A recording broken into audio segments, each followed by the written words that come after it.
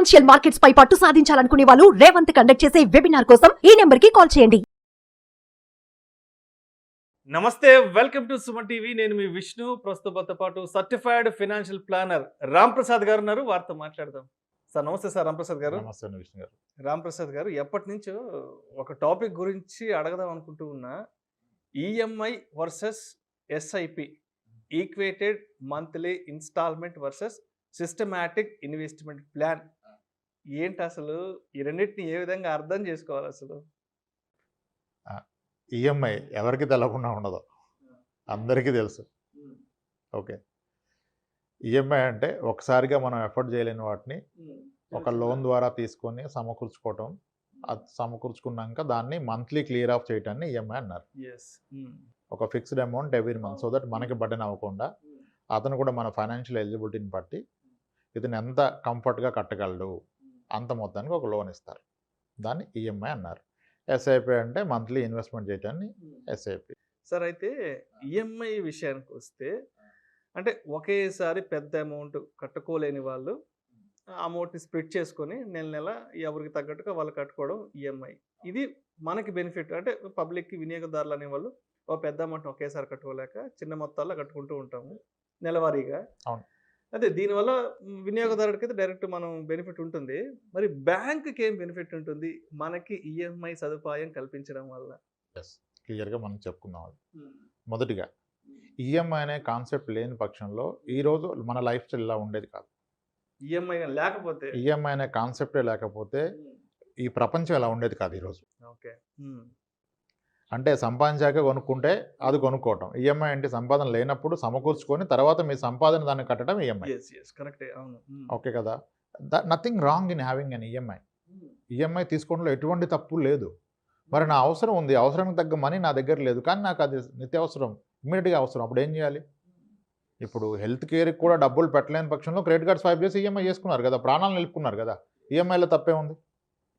ఆ క్షణంలో మన అవసరం అనేది ఫిల్ఫిల్ అయిపోయింది, తీర్చుకోగలిగాము. ఒక ప్రాణాన్ని నిలబెట్టింది కదా, అంతకంటే ఏం కాదు. ఉండడానికి ఇల్లు కావాలనుకున్నాం, ఈఎంఐలో తీసుకున్నాం, తప్పే ఉంది? ఎస్. ఇప్పుడు coming to me question, EMI వలన బ్యాంకర్కి లేదా ఇన్స్టిట్యూట్కి లాభం ఏంటండి? అసలు బ్యాంకర్ యొక్క వ్యాపారం ఏంటండి? అతని దగ్గరికి ఇప్పుడు ఒక వ్యక్తి యొక్క ఒక 60 ఏళ్ల వయసులో ఉన్న వ్యక్తి అతనికి వచ్చిన 40 లక్షలు లేదా 50 లక్షలు తీసుకొని నెమ్మదిగా నడుస్తూ బ్యాంక్కి వెళ్తాడు.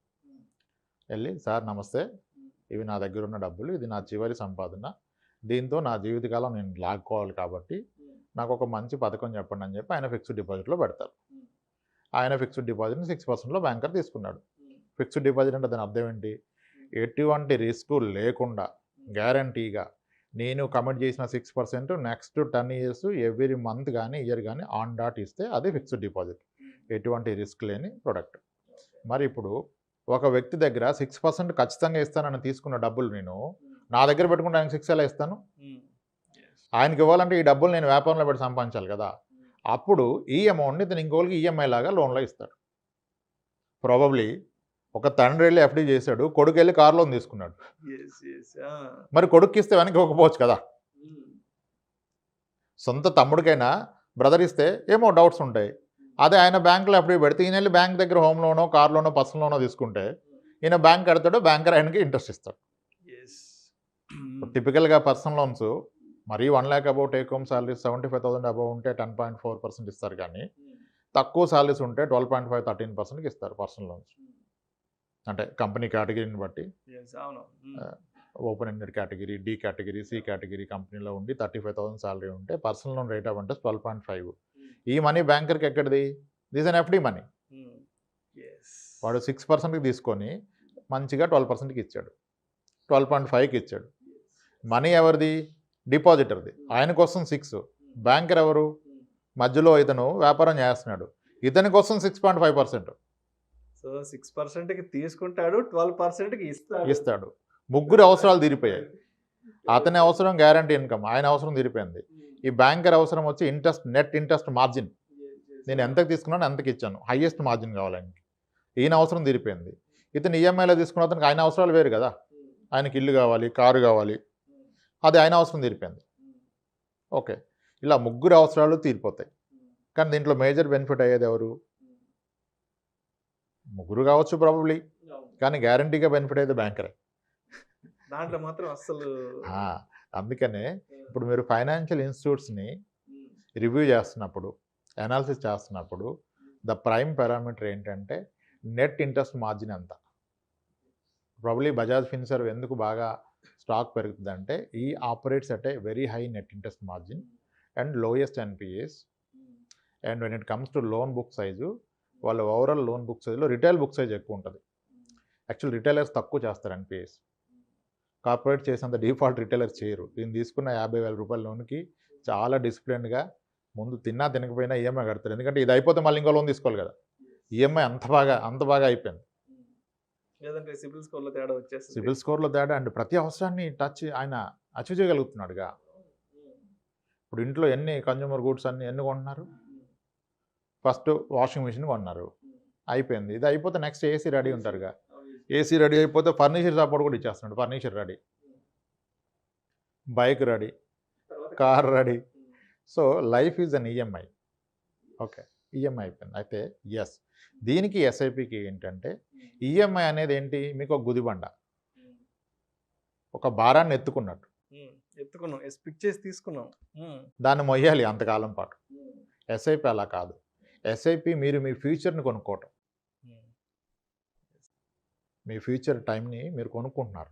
ఆ రోజు కంఫర్ట్ని ఇప్పుడు కొనుక్కుంటున్నారు ఎస్ఐపి ద్వారా. అయితే ఈఎంఐలు కరెక్ట్గా ఏం వెళ్ళట్లేదు కదా సార్, ఎస్ఐపి ఎలా చేస్తూ ఉంటారు. ఎస్ఐపి మంచిదని అర్థమైంది, ఈఎంఐలో కడితే దీనికి ఎక్కడ ఉంది సార్, నా జీతం ఎంత అని ఎస్ఐపి చేయడానికి అని అందరికీ లాజిక్ ఉంది. ఓకే, ఇప్పుడు ఎస్ఐపి కట్టాలి, కడితే మీ భవిష్యత్తు బాగుంటుంది. ఈఎంఐ ఉండాలి, ఈఎంఐ లేకపోతే అసలు ఈ రోజు ప్రజెంటే బాగుండదు కదా. 30,000 సాలరీ ఉన్న అతను ఒకసారి ఇంట్లోకి అన్ని వస్తువులు కొనలేడు కదా క్యాష్ పెట్టి. ఈఎంఐలు అయితే కొనుక్కుంటారు. దానివల్ల ఏంటంటే మీకు కమిట్మెంట్ టువర్డ్స్ జాబ్ పెరుగుతుంది ఈఎంఐ కట్టడానికి.